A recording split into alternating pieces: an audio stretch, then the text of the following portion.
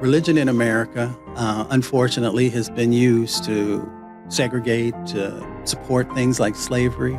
That's why I think spirituality is so incredibly important, right? Because it's not just about words, it's about deeds and action. We can have a deep conversation on that because... This is the place to have it. Well, this is the place to have it then. You're on the right podcast.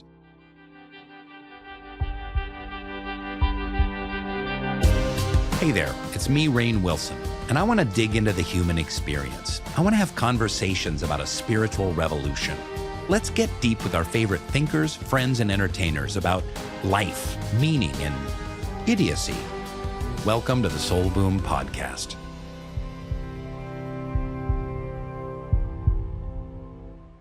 Mustafa, welcome to Soul Boom. Thank you for having me, Rainn. I really appreciate it. Oh, man, I'm so excited. I've been wanting to have you on the show for a long time. Your bio is crazy. Dr. Mustafa Santiago Ali, Executive Vice President of National Wildlife Federation, founder and CEO of Revitalization Strategies, your consultation company. What does that do? What does that focus on? It helps our most vulnerable communities move from surviving to thriving. I love that. You're on the right podcast. You were a chief of programs at the Union of Concerned Scientists, senior vice president at the Hip Hop Caucus. I don't want to hear about that. And your career began at the Environmental Protection Agency, founding member of the Office of Environmental Justice, the senior advisor for environmental justice and community revitalization. It goes on and on. You've worked with over 1,000 communities around the world, blah, blah, blah, for president, with Clean Economy Coalition, Bipartisan Infrastructure, CNN, MSNBC, ABC, CBS, Democracy Now!, 300 publications, writer, poet. We're going to get to that. Netflix, Green Sports, NAACP, Image Award. I mean, that's not even all of it. Your resume is so intense. Sometimes they see me in suits and I say I'm country. So you can look past, the suits and you'll see the essence of the individual. And the first thing that pops in my mind is like, well, did you deal with race issues growing up in West Virginia? I mean, maybe it's a stereotype, but I think of it as kind of a racist place. And I think about the hillbilly culture out there and stuff like that. What's your family's origin? Yeah. And the origin of your name and any issues you had to deal with? I didn't really have many issues like that, I mean, yes, I'm black, and yes, most of the people I was around was white. Now, when I got older, I had to deal with some situations, but I was really lucky. I was in sports. Everybody knew my dad, knew my grandfather, and other folks. And at least for the longest time, I just felt like folks just saw me for me. That didn't mean that I didn't realize that I had brown skin and other people didn't. But as I got older, my best friend, I remember one time we were supposed to go to this county fair, which was the county next door. And he and I did everything together. I mean, camp outs and spent time together, played ball together, all those different types of things. And I remember we were going to go to this county fair. And I remember one time his mom saying, well, he's not going to be able to go with us. And my best friend was like, well, why? Why is that? We do go everywhere. We do everything. And she's like, well, he probably wouldn't be welcomed over that other county. And then I remember talking to my mom about it, and she broke it down to me. It was actually a county where the Klan was, and then she had to explain to me what that was. But I was very fortunate when I was coming up that didn't run into a huge amount of that stuff. It exists, but I was lucky that I didn't have to deal with it in the way that so many other people have. Now, as I got older and began to move around a bit more and wasn't in such a protected space, you began to see that the world has its scars. It has, the things, those dark things that sometimes are brought to the light.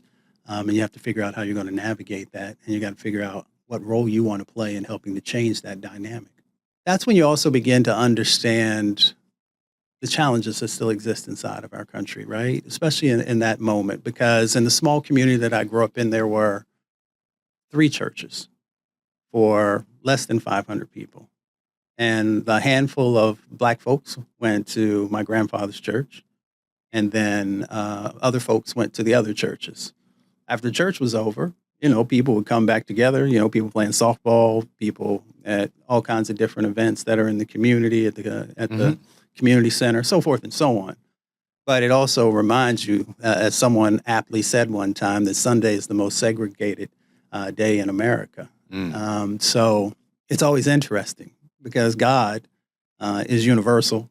Yeah. And, for us to put, these unfortunate shackles on Yeah. God Yeah. is really interesting in how humans do that. It's interesting. I grew up in the Baha'i faith, as you know, Yeah. and it was very racially integrated. Yeah. So if you went into Seattle to a Baha'i meeting, you'd have Native American Baha'is, Black Baha'is, Hispanic Baha'is, a lot of white hippie Baha'is, Persian Baha'is, all kind of mixed together. And I knew about kind of spiritual segregation, but not until I spent a little time in the South and I was in a small town and we're driving down the street one day and it was 10 a.m. or 11 a.m. whenever the church service started. And it literally, as we're driving down the street, like 20 miles an hour, you saw the white church and kind of like SUVs pulling in and the white families going in. And then there was the black church over on the other side of the street and the black families pouring in. And they were literally across the street. They're both Protestant denominations. I don't know if it was Baptist and Methodist. I'm not sure exactly. But it's like, it made zero sense to me whatsoever. Wait a minute. Why don't they mix it up and just like roll the dice 50-50 and let people worship together across the street, or bring all of them together and rent out the local soccer stadium or something like that? And it was pretty astonishing. Yeah. Well, religion in America, unfortunately, has been used to segregate, to impact, to support things like slavery, and a number of other things. So folks had to be able to separate themselves and then dehumanize individuals to be able to justify it. And then they wrap it around Scripture, and their interpretation of Scripture. I think most of us, if we take a serious look, we understand those dynamics. We understand how books inside of our, inside of what we believe to be the Word of God have been manipulated to meet the needs of whomever was in power at that time or was looking for power. Sure. And it just slavery was justified by the Bible, and slavery was also torn apart by folks that believed in the Bible. Exactly.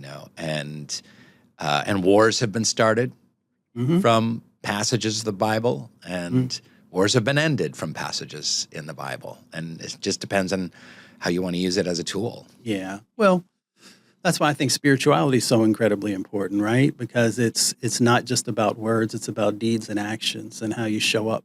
When you see someone who's the least of these, how you make sure that you do everything which is in your ability to be able to uplift them. That's godlike, and that is what God expects from us.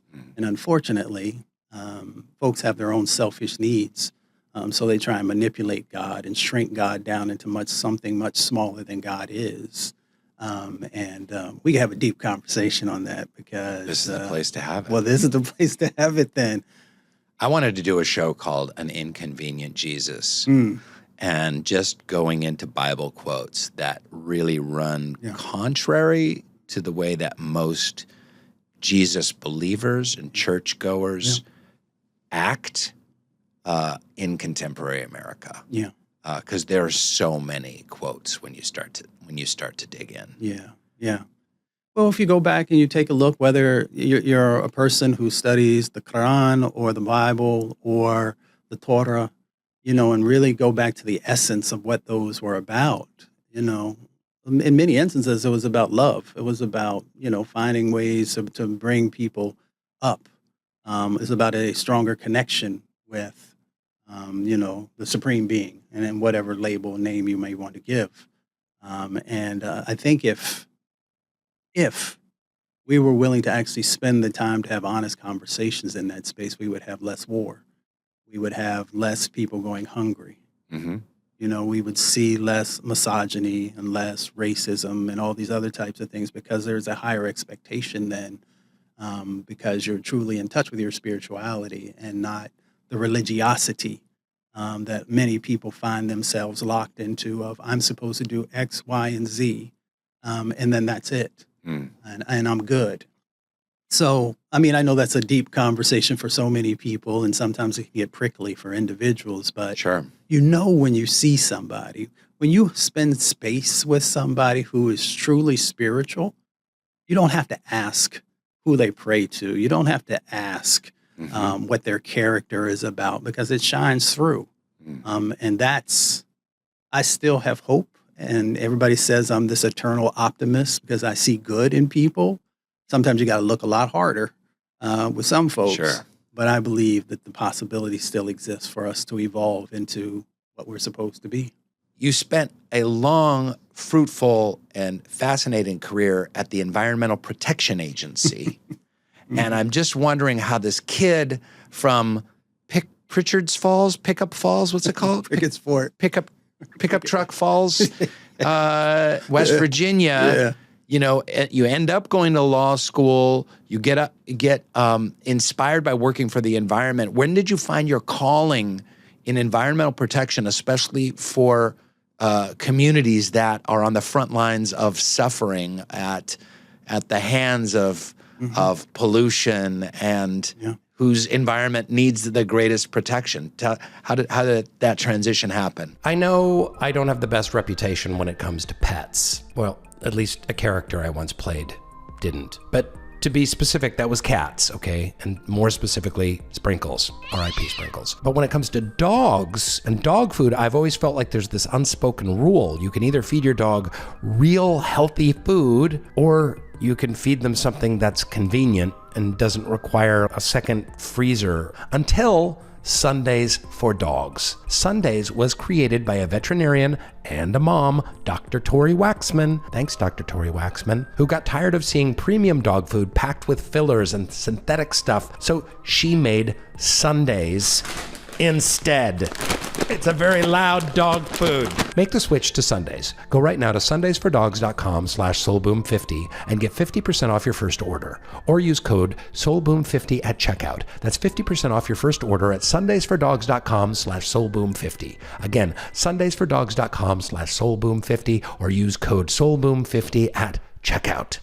You know, Black and brown, indigenous, lower wealth white communities, Asian and Pacific Islander communities are the ones who disproportionately carry the burdens from toxic pollution. It impacts them both in their health, it impacts their wealth, and it impacts their future generations, and that we should do something about it. You know, we can go through, you know, the cancers and the liver and kidney diseases and the heart diseases and the chemicals that are a part of that. But there was intentionality in many instances in pushing people into certain communities. When we talk about redlining, when we talk about restrictive covenances, those were policies. I don't know restrictive covenances. I know redlining. Is that the same thing? Well, restrictive covenances said only certain people can live in a certain area, right? Redlining said you can't have the money to be able to purchase something in a certain area. Right. So you get that 1-2 punch, if you will. I gotcha. And that determines if you are Black, where you could live, or brown, or we know what was done with our indigenous brothers and sisters pushed to reservations and then the disinvestment there. Same thing in Black and brown communities and Asian communities in some instances as well.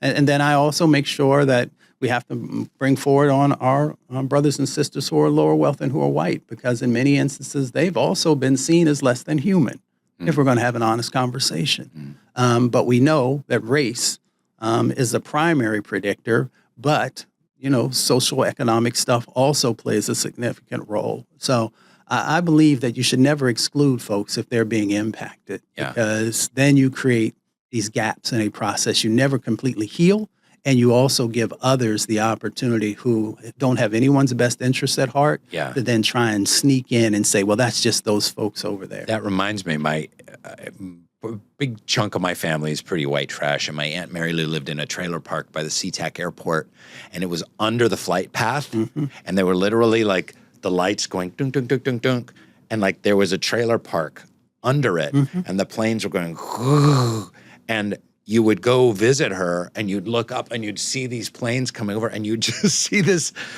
airplane fuel exhaust spreading out every 5 to 10 minutes over this trailer park. And even at age like 13, I was like, this can't be good. It's not. You got so many different. So right there, a lot of times people don't pay attention to all the different impacts that are happening when you're dealing with sort of what's going on around the airports, right? So, of course, you got the trails of pollution that are going to, one, people inhale them, then they get into the water bodies that are around, and in some instances, then you end up drinking them. You have the mental health aspects also because of all that noise and the lights, and your immune system just gets getting hit again and again and again.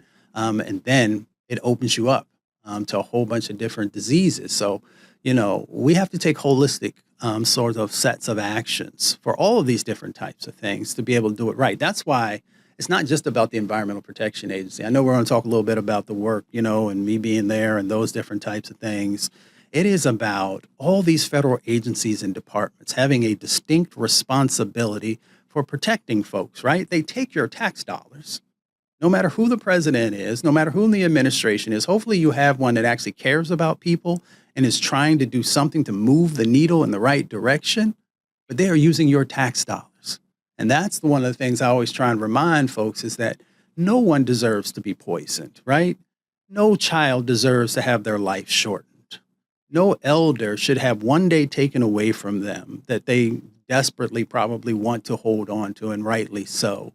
And we often don't hold our elected officials accountable for what they should be doing and how they should be doing it with our money that we're paying in. So nobody's paying their money to say, gee, I sure hope you shorten my life. Gee, I sure hope you expose me to, PFAS, forever chemicals, or we can go down the laundry list of those different types of things. So, one of the beauties of my mother and my grandmother is that they taught me that you have power unless you give it away. And in our country, nobody teaches you about power, right? How it manifests itself. How does it play out in your life? What is your responsibility with it? Yeah, you can give it away if you want to, but then that means that you are choosing to allow somebody else who may not know you, may not know your family, may not know the places that you come from to make decisions. And you're not talking necessarily just about the power of the privileged and the elite. You're talking about a working class power, about the power to change your community, to speak up, to rally people to vote, to make changes in your community at the grassroots. All of those things, without a doubt. Because again, it is about a cumulative set, right? You have a cumulative set of impacts that beat you down, that cause all these negative things, but you also can have a cumulative set of positives that can make real change happen. And that's all the work that I've done over the years. It is not about these big, giant home runs. It is about the singles and doubles and triples. It is about when you can help people to begin to see something positive happening in their life, even if it's a small win, they begin to say, you know what? I might want to get a little more of that.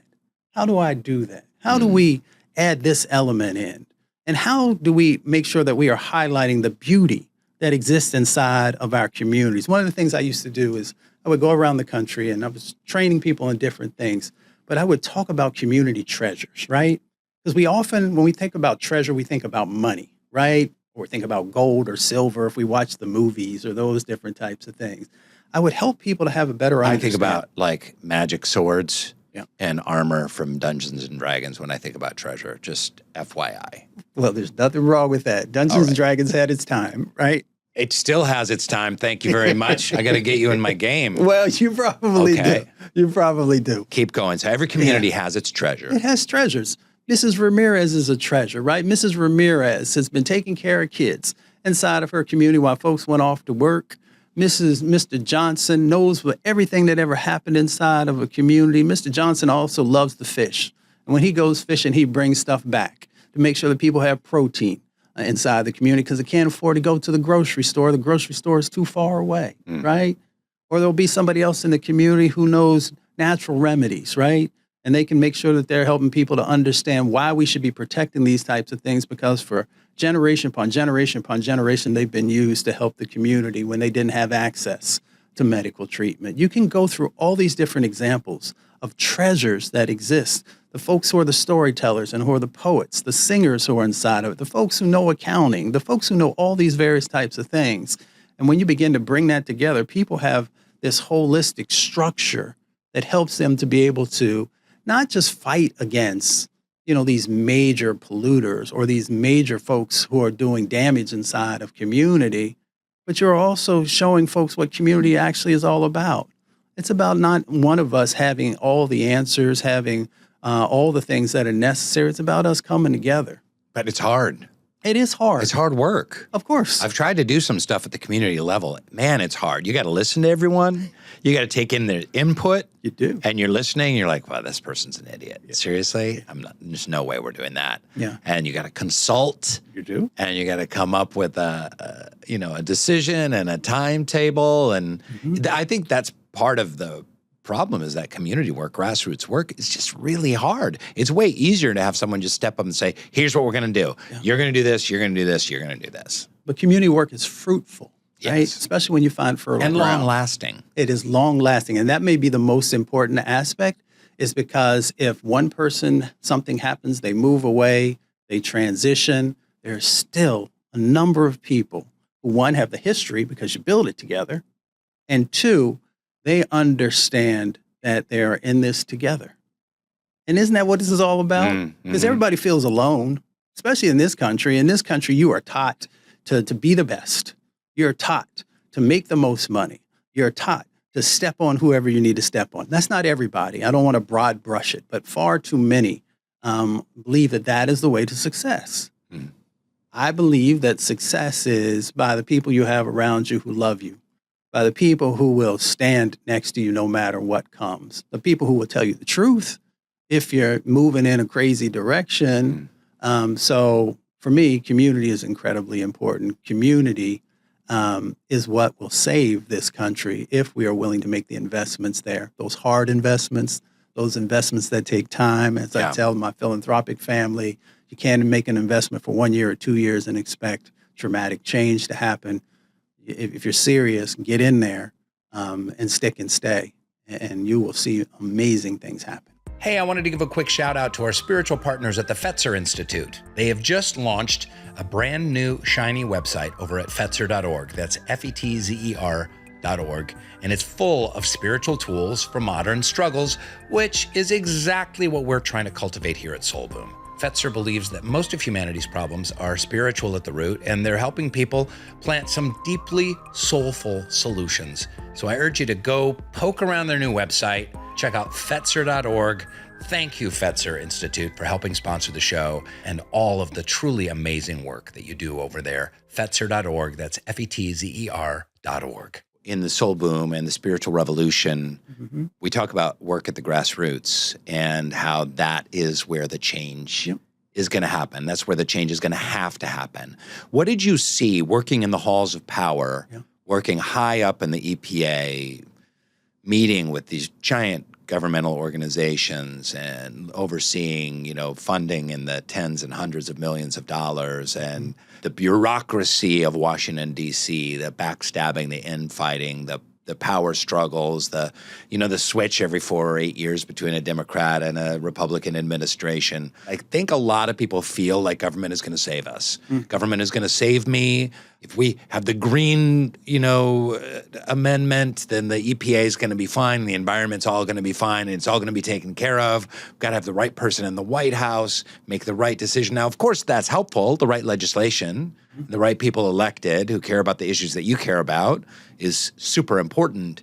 But how does change really happen at the grassroots level? And from your personal experience of working at the highest highs and the most community of the community, how do you see that differential? Well, first of all, government has a responsibility to be an authentic partner. They have a very difficult time with that labeling, authentic partner, right? Because that means that you are not showing up as the singular power, but you are one player in what communities are asking for. That's the way I believe policy should be developed. So not only did I do all that work at EPA, but I also worked on Capitol Hill. I advised White Houses. I led the interagency working group, which was 17 federal agencies and a few White House offices as well. So I had a chance to see all this different type of stuff play out. And the federal government just has a problem because they often operate from theory. Now, the theory in the best years is also tied to science, right? It's tied to good analysis, those types of things, but it's not homegrown, right? It's not authenticated based upon the It's experiences not of tried and true tested necessarily. ground truthing is what one of my elders once told me. It was like, Okay. okay, Mustafa, that sounds great. Sounds like you got your master's degree, it says, but it's about ground truthing. And I said, okay, yes, it is, sir. And we began to unpack that. So I bring that into our conversation because, I can talk about all the things that I saw at the highest levels of government and, where the gaps were and those different types of things in relationship to funding and timing for funding and making sure that communities had the capacity to be able to truly apply for it. And when, of course, if they couldn't, then dollars move on to somebody else, those different types of things, which is a problem. But it is really about you have to be able to show examples of how real change happens on the ground to be able to convince folks. I took some information one time back to a White House. I won't say who was in charge of that White House at that time because I couldn't get them to pay attention to environmental justice. And I said, well, this is what environmental justice looks like when we do it right, when we make sure that the resources are there and that we make sure that the voices of communities are a driver along with other partners, but they are the driver. So you look at projects like the Regenesis Project in Spartanburg, South Carolina. No idea what that is. I hope you get a chance to go there. Okay.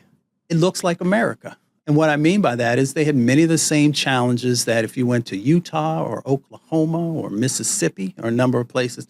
So, they had bad transportation routes. So there were impacts that were happening there. They had lack of jobs. They had exposures from toxic facilities, and people were struggling with those that were there. They had lack of access to housing. They got a small grant from the Environmental Protection Agency, about $25,000.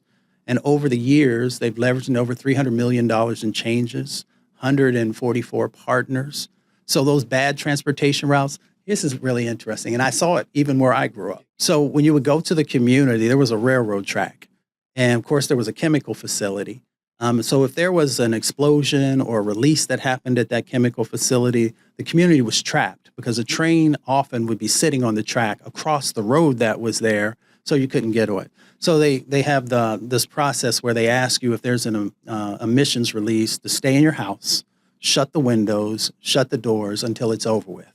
Now, if you're in Spartanburg, South Carolina, in the summertime, when it's 100 plus degrees and you have to shut your windows and can't open your doors until this is over, it can be a really tight situation. So that's the bad transportation routes type of thing. They had old shotgun housing. Now, I know you're a city person.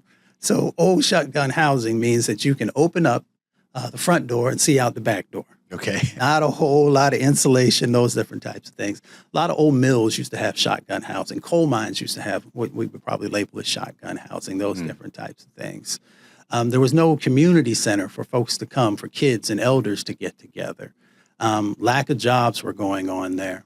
So as we fast forward, people building these partnerships, people beginning to identify what are those various federal resources, state resources, and philanthropic resources we need to be able to make change happen, they began to identify that. And they began to then say, who are the partners who can help us to move forward? So Department of Transportation used to have these Tiger grants around transportation stuff. So they were able to get a new transportation route. They were able to work with the railroad system to make sure that they no longer just sat and idled there inside of the community. They were able to build partnerships also with the companies that were there, the polluting companies, and they began to build these advisory boards where folks had a better understanding of what was going on there, what their longer term plans were to be able to transition away from certain things. They were able to get 400, I believe it is, new green homes. Now, why is that important for everyday folks? I know there are going to be some folks who might be able to understand what being everyday is. So before they were paying $300 to $400 a month for their electricity costs, because remember, we were talking about shotgun housing, not very much insulation, so forth and so on. Able to get that down to $67 a month with the new green homes that were built there. The other beauty of that moment is that folks from the community also got trained in how to build homes and how to do some cleanups that were necessary. And again, Harold and others, played a critical role in being able to make sure that that happened. So for me, this work is always about not only being able to clean up pollution, but how do we give people the skills so that they can create their own businesses? If you're an entrepreneur, or if you're, just want to be a worker in a space, make sure that you have those skills to be able to do that. They built a new 60,000 square foot green community center again, where there are all these cultural things that are being protected, and elders are being able to sit down with young people and, build relationship and keep community strong, and a number of other types of things that are going on in that space. So there's a laundry list of things that they were able to do. And that's just one example of when we're serious, because it doesn't happen overnight. It takes decades to be able to do it. But when we honor that plan and make sure that community's voice is a driver, amazing things can happen. Oh, it doesn't matter if it's the Democrats or Republicans. The bureaucracy is always there, and being able to have to navigate it, being able to have to understand, the language that's necessary to be able to move a process forward is something you learn over time. Also understanding the power of the inside-outside game. And what that means is that if you're working on the inside, there are certain things you can do and certain things that you maybe should not be doing. But when folks from the outside get focused and they say, these are the 7 things that we are expecting, and they continue to place pressure on the leadership of an agency or a department, it usually gets traction. It has in the past. And so that's one of the ways you deal with the bureaucracy, is that you know what the right thing is to do. But you may only be able to get it so far. And that's why other partners, they may be community folks, they may be folks who are in local or county governments, they may be folks who are in business and industry. It goes down, a laundry list of folks. But to address the bureaucracy, you need a number of folks in the process. You resigned from the Environmental Protection Agency in 2017. Yep. When the first Trump administration came to town. I did. Talk to us about that decision. Prayed on it a lot. Talked to family. I talked to mentors. I had made a promise years and years and years before to some elders one time that I would do everything in my power to be able to stop folks from dying, and to do what we can to mitigate the impacts that were happening. And I had worked under both Democratic and Republican administrations, and they may have different policies and different ways of getting at it. But I always saw a pathway forward. Under certain administrations, you knew you might even be able to get half the distance that you wanted to get to, but you knew you could keep making progress. Mm-hmm. When that administration came in, I took a long look at what they said, and I believe what Maya Angelou shared with us, that when someone shows you who they are, believe them. And I believe that they were going to do some nefarious things. I try to be a respectful person. So, I've written my resignation letter. A reporter said over 1 million people had read it. I pointed out to them all of these amazing resources they had, how, positive things have happened, and also what they could do to be able to, as a new administration, to be able to do some positive things. Because I don't believe in identifying a problem without also talking about possible solutions. But I knew, based upon my value system, I knew based upon what they had shared, that I couldn't work for them, because I took the oath when I raised my right hand very seriously. And I believed, and then later on. What was the oath you took? Well, when you become a Fed, you take an oath to protect the Constitution, both from folks, both domestic and beyond. Mm-hmm. And I take that very seriously. I come from a long line of folks who served in military and other types of things. So oaths are important. Oaths should have meaning. And I knew that I couldn't be a part of anyone hurting the people that I had, promised that I would do everything that I could to uplift. Yeah. And what surprised you the most about the reaction to your resignation? 1 million people read your resignation letter? Yes, what they said. I was surprised, because I'd never had 1 million people to care about environmental justice before. I was the first one, whatever you want to call it, high-ranking official, whatever, to be able to stand up and push back. At that time, I was surprised, but pleasantly surprised. At the positive support you were getting? Yeah, I mean, you always Was gotta it get partisan support, or was it just from folks who cared? I think it was a mix. It was a mix, because I had known folks who were Republicans and Democrats, and folks who were in that world. And then I'd work with folks who were in business industry. I'd work with folks in county and local governments, and of course, all the grassroots folks that I'd work with. So it was a cross section of folks who were supportive, but you're also going to get the folks who have whatever challenges they may have. You get the death threats, you get all that other kind of stuff. But that wasn't my focus. My focus was, how do we protect this important entity that took decades to get in place, and that was done because of frontline folks. So it wasn't about Mustafa, right? Talk about that. The EPA was founded. Yeah. Well, the EPA was founded back in 1970, right? So the reason EPA was founded was because, you had the Cuyahoga River catching on fire, right? There was so much pollution that And was Rachel Carson's Silent Spring. Rachel, yes. Yeah. You had in major cities like Los Angeles and other places, there were days when you couldn't look up and see the sun because there was so much pollution. So all of that, pushed folks to actually found the Environmental Protection Agency.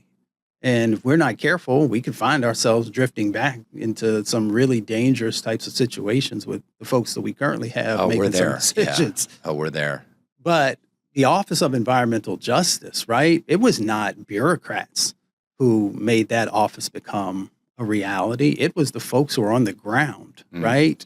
It was folks like Dr. Bullard and Dr. Wright and Richard Moore and Bunyan Bryant. And I mean, I can go down the laundry list. Tom Goldtooth from our indigenous family. And hundreds of Those other are some folks. great names. Bunyan Bryant. Oh, yeah. Tommy Goldtooth. Yeah. I mean, Come on. they're great names, but they're even greater individuals. Ah, nice. Hazel Johnson. Let's talk about Hazel Johnson for just one second. Let's do that. Hazel Johnson, the mother of the environmental justice movement. She's one of the folks who pulled me in. I used to go to the meetings. They would have these meetings at these hotels, and then they would always meet in the lobbies, off to the side on the couches. And there was only a handful of us who were kids back then. And Hazel used to say, bring the kid over here. And I would come over, and it reminded me of my grandfather when I was with my grandfather. And she would say, I want you to listen and learn, because you're going to have a responsibility for this stuff. Like your grandfather feeding you Yes. chunks of the apple with his pen knife. Yes, Yeah. this was a proverbial apple. Why is Hazel important? Because Hazel's the one who gave, who would become Senator Obama and then President Obama, his street cred in Chicago. She's from Chicago, South Side. And Hazel was just one of these amazing folks. So when we bring forward these names that are just letters, right, for people, you really need to understand the substance of who these individuals were and their dedication and the decades of work that they had to put in place just to get a little bit of traction. And all these individuals were the ones who pushed to get that Office of Environmental Equity, which became the Office of Environmental Justice, in place.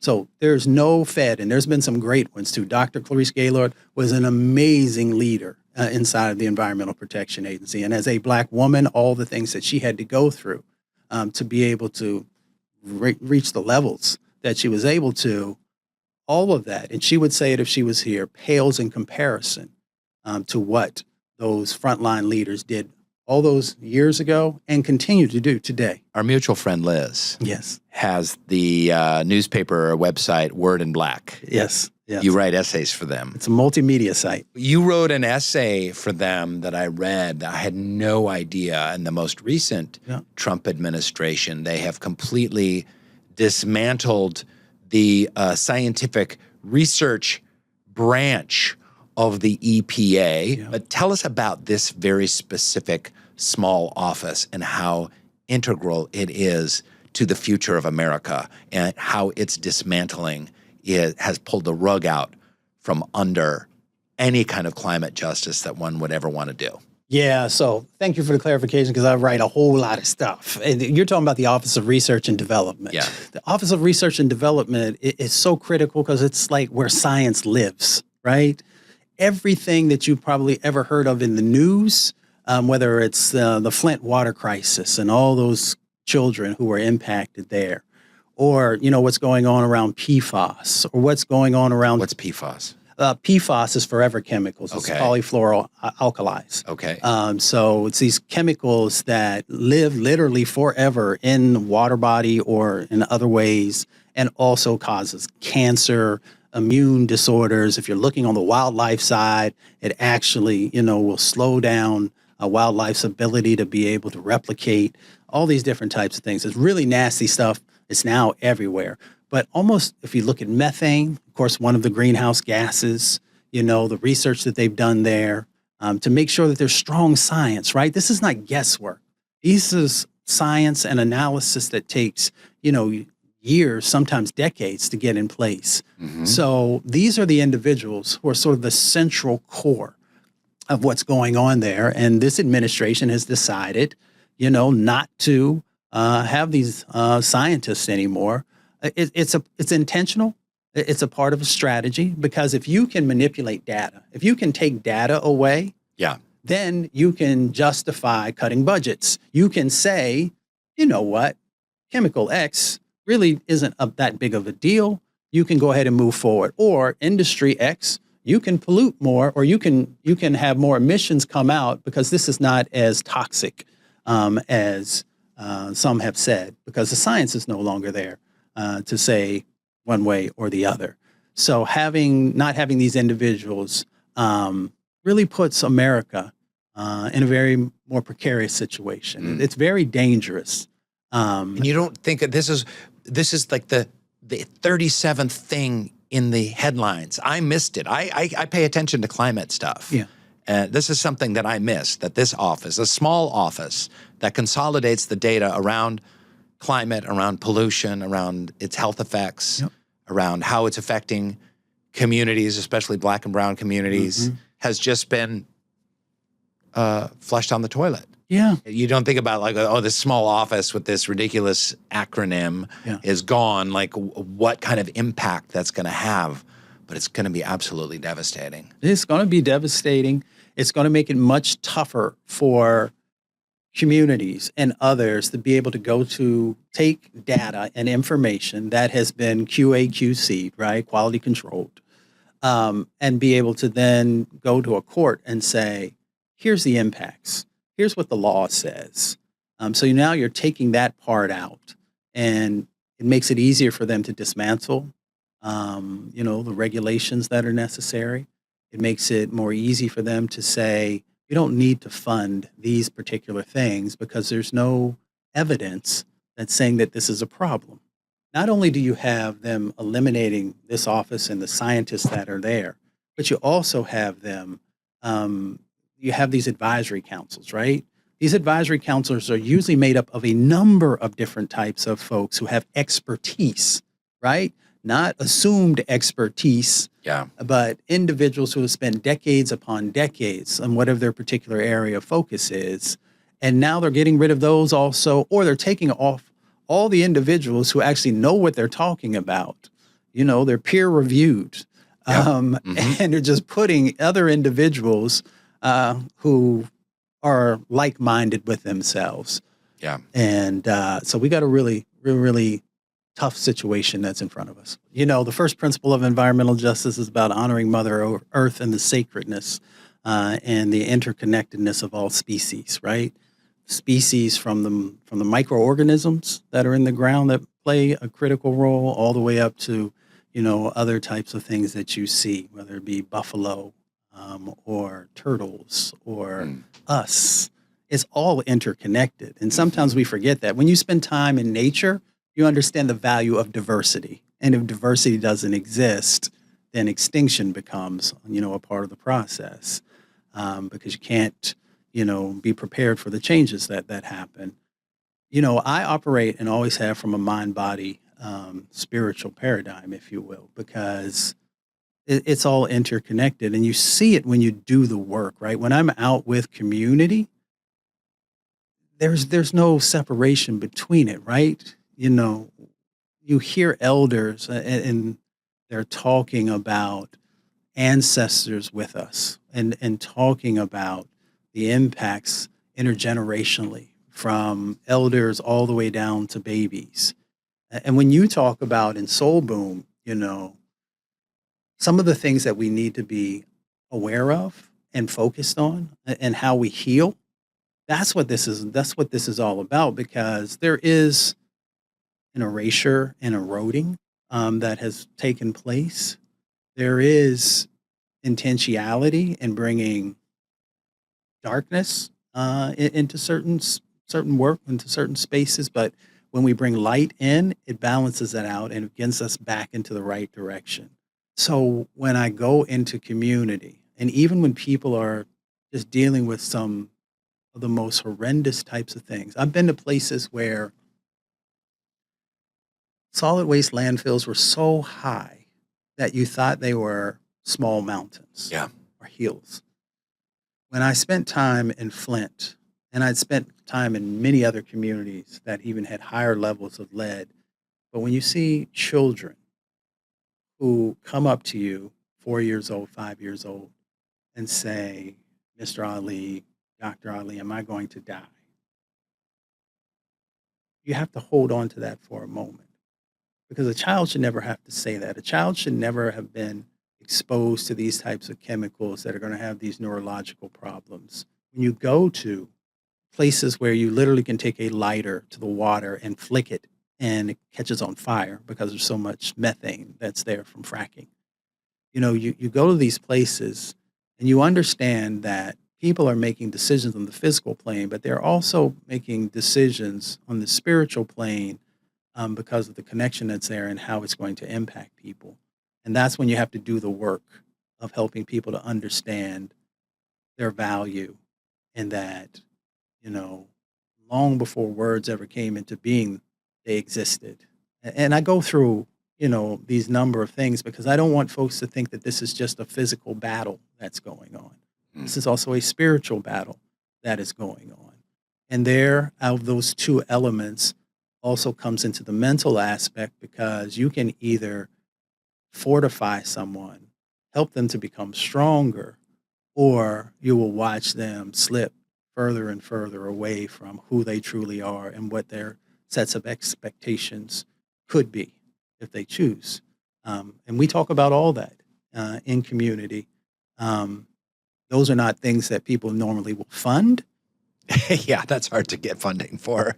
but they are things that are incredibly important when you're talking about holistic healing. But how do we shift consciousness back towards sacredness and interconnectedness? Because our indigenous Yeah. brothers and sisters, including mine of ancient Norway, Yeah. saw every day, experienced in the four seasons and the growing seasons and the birth-death cycle, that all things are interconnected and sacred, and that divinity is in the earth and within nature and without nature and beyond nature, but contained in nature most importantly.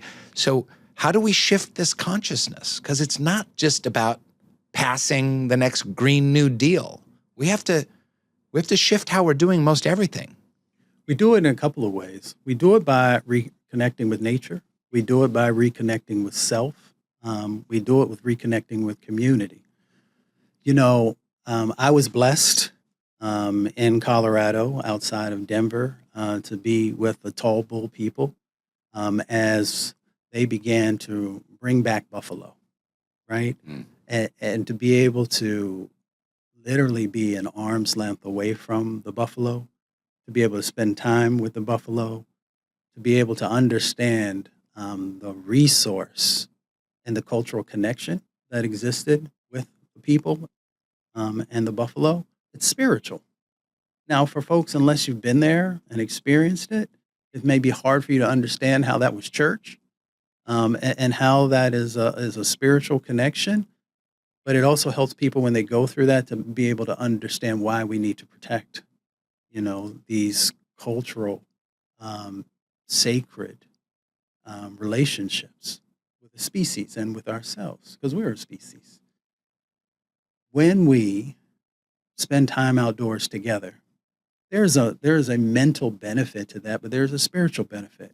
When you're out on the water, whether you're just dipping your toe in or you're out swimming, canoeing, kayaking, when you're hiking, it gives you a chance to let that device go that so many people have a very difficult time. I know you talk a little bit about it as well. A That lot bit about it. yeah, it's just addictive, right? It becomes your reality. But this shows me how interconnected all this stuff is, because the mental health epidemic is tied to how much time we spend indoors staring at screens. Right. And we need to get back outside and get our children back outside. And I know I was reading this article on it from a positive psychologist talking about the way that we interact with nature. Like every day we should be in nature. And even if that's just a dog walk or sitting in your garden or at a park nearby for a certain amount of time each day, right? And then every month there should be extended time in nature where you're spending like a day in nature. Like you don't want to spend Sunday at the beach or something like that. And then every few months there should be like a couple of days, like a vacation or something like that, or you're boating or something like that. And you don't even need money. It could still be at a campground or someplace. And then once a year there should be some kind of interaction with deep nature where you're in a forest. Where you're camping, where you're under the stars, where even just for a day or two, you're kind of like interacting on the deepest possible level with nature. And that this progression is tied to mental health, and that's tied to screens, and that's tied to the amount of time we spend inside, and that's tied to climate change, because the more time we spend outside, the more we're going to want to fund the preservation of our forests, of our air, of our waters. And that's why the National Wildlife Federation is so incredibly important. Okay, tell us about that. You know, the beauty of that, people were like, Mustafa, why you go to National Wildlife Federation? Like I had folks. What is it, by the way? I don't really know what it does. It saves owls. That's all I know about. You sound like my friends when I first went to EPA, and it's like, man, what you going to do? What you going to arrest squirrels? What are you about to do? And I was like, no. I was like, I'm going to be working on issues that impact our community. But the National Wildlife Federation has been around over 80 years. You know, it helps us to preserve nature, you know, those special places, both national parks and state parks and local parks that we were just talking about, you know, help us to protect wildlife, you know, helps us to make sure that we're also fighting for water quality issues, and does so many other things. One of the things I love about it is that NWF has a big focus on kids. So we work with between 10 and 14 million kids through our Eco Schools program across the country every year. Most people don't know that.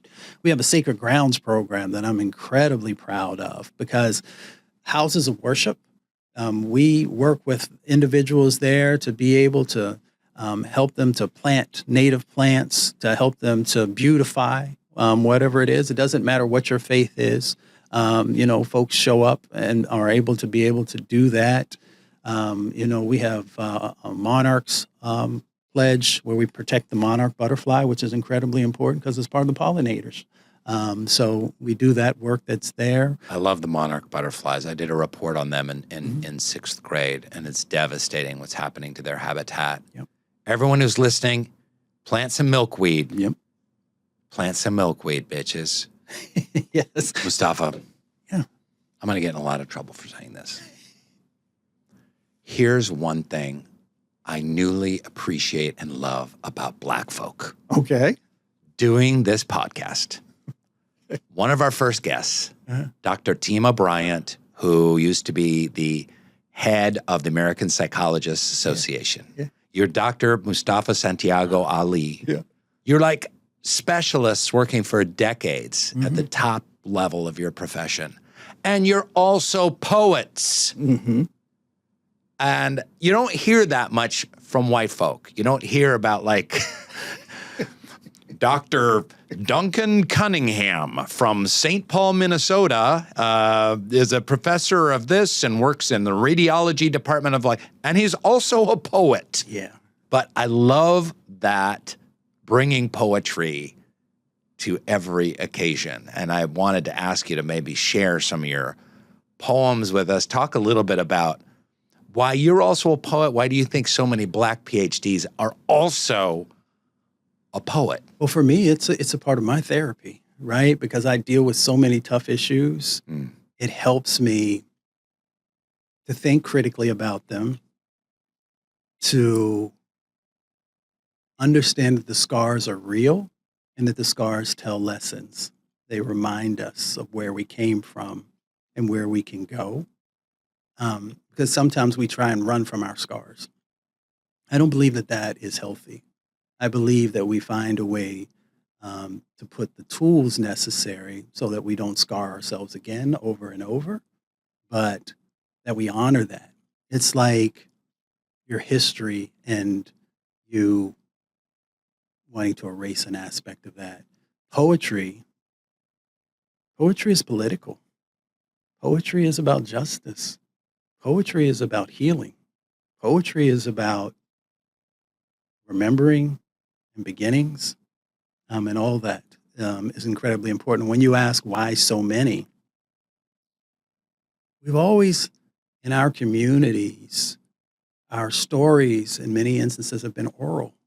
So we bring them from generation to generation to generation. There might be a slight new flavor that's placed on it as those stories move forward, but it's how we breathe. It is our existence. It is our saying we are here, we were here, and we will be here. And that's why I think poetry is so incredibly important, because it is not just the analytical, right? When you're getting your PhD and you're putting together, all this information, and you're sitting in front of a committee and people are judging that information, that's one thing, right? And it is finite. Poetry is infinite. Poetry has been before words existed, and poetry will exist after we are all gone. So I think that's the reason you see so many amazing people who, may be experts in medicine or engineering or a number of things, business, who also understand they have to have that spiritual connection.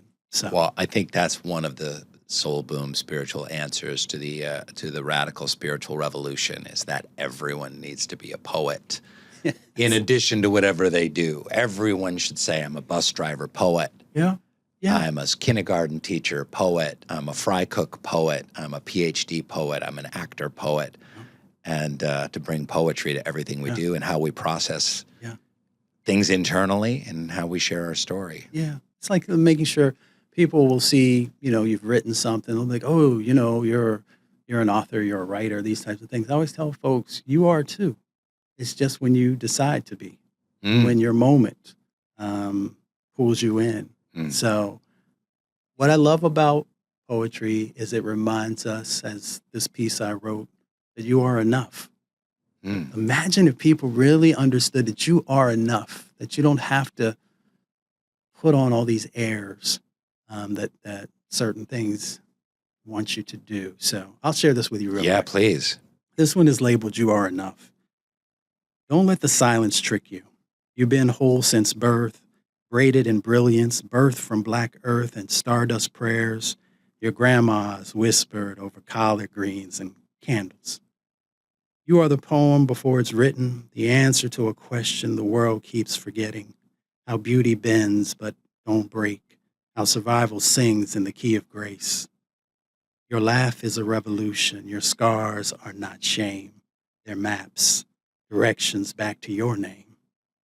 Beloved, even when they ghost you, even when they frame your softness as sometimes of shame, remember, ain't no lie strong enough to eclipse your flame. You are enough, not when you prove it, not when they say so, now, always, because you exist. You are enough. And I carry that with me because all of us sometimes think we're not enough, right? You can be a person of color. You could walk into a space and be the most educated individual in the room, and people will ask the question, why are they really here? Someone must have given them something, even if you've done the work. When you're a woman doing the same job as a man, but getting paid less, and people think that that's okay, not realizing that you are enough. When you're an indigenous person who has been here for millennia, and people still want to relegate you to less than, to all the other labels that they put on you. When you're an immigrant, and people make some assumptions that the words that were on the Statue of Liberty only related to them and not to the next sets of generations who are looking to be able to do amazing things and to be able to give back to this country. I try and remind folks that you are enough. And we see this situation play out if you come from rural communities where people assume that you aren't quite the same as others. Even though you get up, you go to work, you try and keep the rent paid, you hope you got enough left over to be able to buy some food or make a decision about if you're going to buy your baby's asthma medicine, you are enough.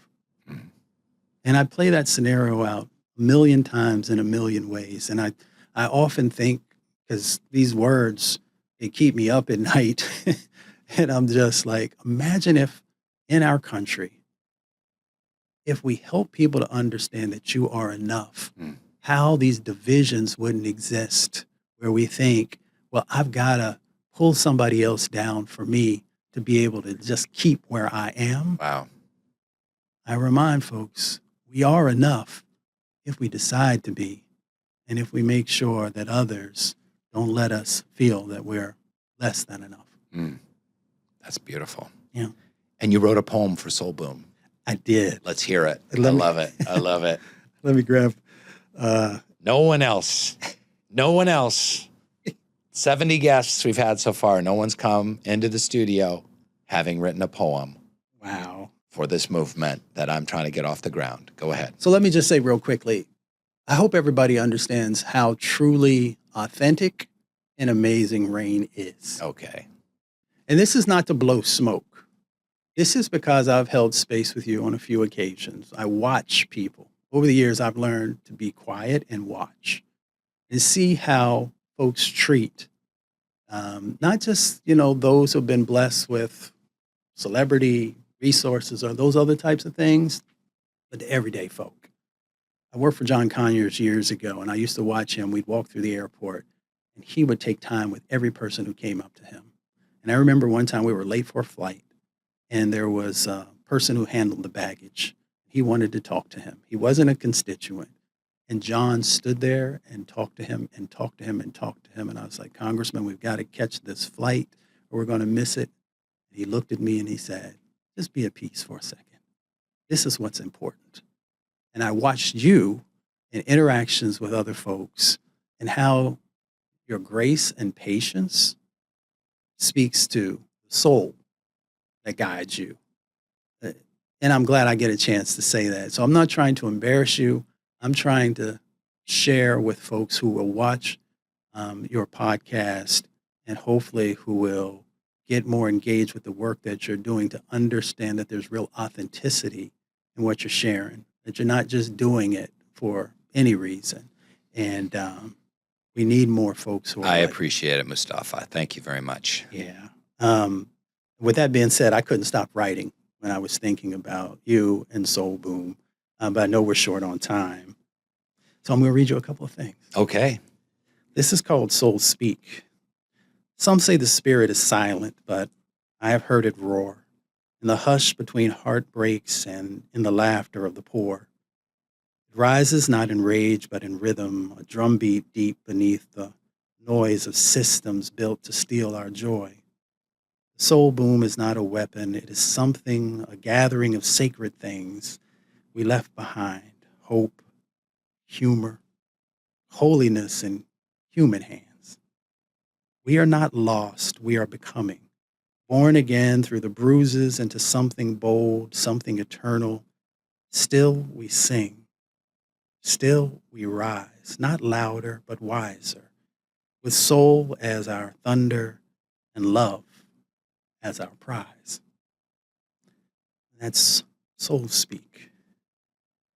I want to talk to you about Soul Talk. They told us the soul was soft, but we knew better. It bends like jazz, burns like truth. Don't flinch when the world gets mean. We've been patched with prayers and stitched with songs, rocking babies in the rubble while dreaming freedom full grown. Soul boom ain't bang. It's a birth, a breath, a rising of what's been buried beneath deadlines and dead ends. It's holy mischief. It's laughter in ashes. It's the hush right before you remember who you are. Not saved by noise, but by meaning, by the beauty that dares to break open in a bruised and beating world. And I'll share one more with you as we close out here. I just want to say holy mischief. That's what I should have called the podcast. I think that would have been a good one, Holy too. mischief. I think that would have That's been a good. That's damn good. Yeah. I'll close with the one that I actually labeled Soul Boom. We ain't lost, just low on light, high on hurt, chasing worth and things they never knew our name. Truth is, soul been whispering between sitcoms and sirens in the cracks of our scrolling and the ache behind our eyes. Soul boom ain't noise, it's memory unzipped, a gospel of giggles, a fistful of stars in a world that forgot the sky.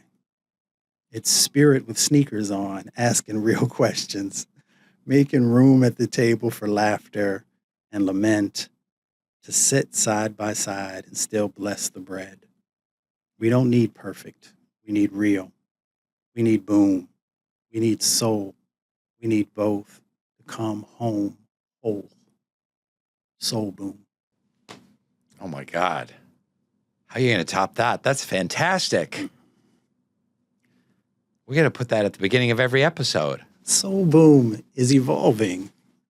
Soul boom is making sure that it is connected to everyday people, to the folks in Appalachia, to the folks who are in the Rust Belt, the folks who are in the Black Belt, to the folks who are up in Alaska, the folks who are in the middle of our country, who are looking for a way to reconnect with each other, looking for a way to find a pathway forward, looking for our commonalities and not our differences.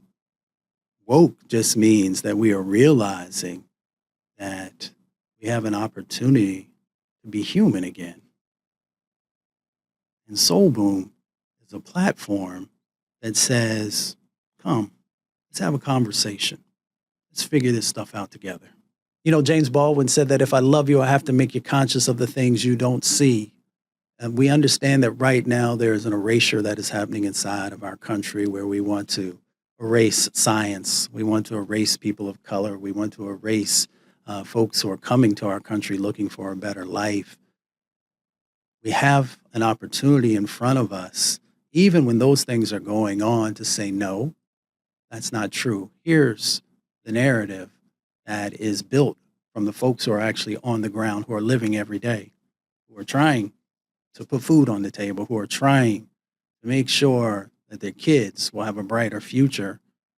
So when I think about Soul Boom, and I'm reminded of those words of Baldwin when he said that a system cannot fail those that it was never meant to protect, I'm thinking about the administration that is currently in place, is trying to make sure that the system that all of us have paid into, the system that all of us have worked on for decades upon decades upon decades, becomes a system again that actually cares about people, that sees people, that is willing to make investments in the lives of people, no matter where you come from, urban or rural, no matter if you're Black or white or indigenous or Asian. We have this moment where we can make change happen. Well, let's get into it. The Soul Boom Podcast. Subscribe now on YouTube, Spotify, Apple Podcasts, and wherever else you get your stupid podcasts.